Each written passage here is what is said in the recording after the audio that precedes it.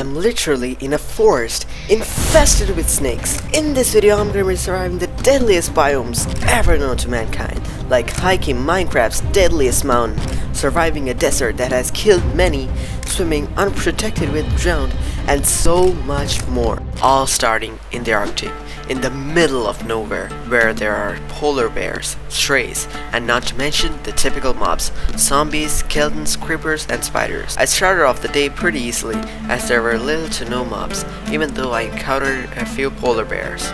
But as night fell, things started to change. I was getting attacked from all sides, strays, zombies, skeletons, creepers, and spiders. Oh my god, how many mobs are there? Yeah, I'm cooked. Let's try to defeat some of these things. Oh my god, oh my god. I have an axe, I could use that. I don't think I can defeat these, dude. Ow, ow, ow, ow. Okay, I got some good skills now.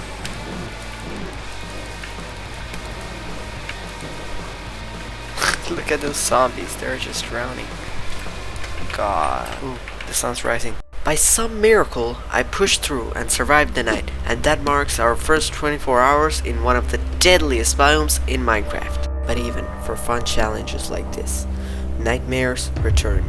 Welcome to the world's deadliest mountain, where I gave myself 240 Minecraft hours to hike it in my previous video and won. But this time, I only get 24 hours, and rushing this means my life is in extreme danger. One wrong move and my body is in pieces at the base of this mountain. With each step, I got closer and closer to the summit. And then, there's only 5 this time? Ow, ow, he came from here. It's rude to attack from behind, you know? Okay, they're attacking each other, just what I wanted.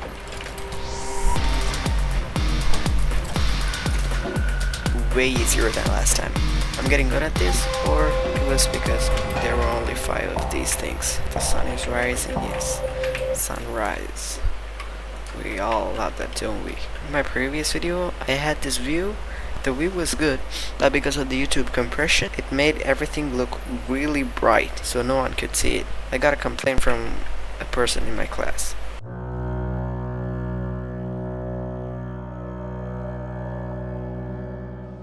Wait, I see that you're about to click off. I just have to tell you something real quick. I've made it my life's mission to meet James Steven Donaldson, aka Jimmy Donaldson, aka Mr. Beast. Please help out a bro by tagging Jimmy in the comments, and let's also create a hashtag called #BeastSriLanka and spread it all across the platform, so I can finally meet Jimmy. And one of my fans who is super obsessed with me made an entire 4-minute long video explaining how he wanted to do a subboard with me, so if you subscribe, he will never win. And in case I wasted your time here, I will be surviving even more dangerous challenges later in this video, and you can feast on them now. With each step I took, more nightmares returned, which fueled my inner beast even more. But that did not mean the challenges would become easier from now on. I have survived here 2 times before, but these 24 hours will be even deadlier than the 480 hours I've spent here before. But as I was nervously passing the time, I encountered some desert pigs, which somehow managed to happen for the 3rd time in a row, and it was getting concerning. If I used my brain right, this means that the events that will happen in the next few Minecraft hours will be similar to my previous 2 videos.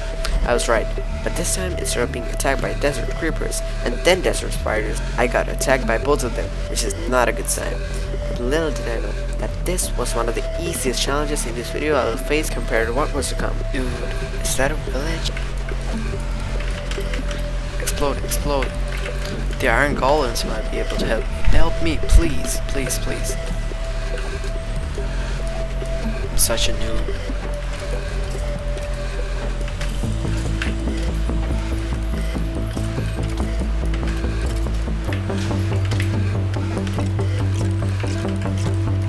With another successful 24 hours done, I moved on to the next challenge. I am currently in the middle of the ocean, thousands of miles away from any land, and I have somehow survived here for the next 24 hours. This challenge was also inspired by the video Disruptive Builds made, so I can get a feel of what he felt for 100 days straight, but with 100 times less time, since I'm a noob. Daytime was pretty simple. I mined resources from the ocean floor, made land, and tried to get some food. But like in many challenges, nightfall is when the demons started to come out.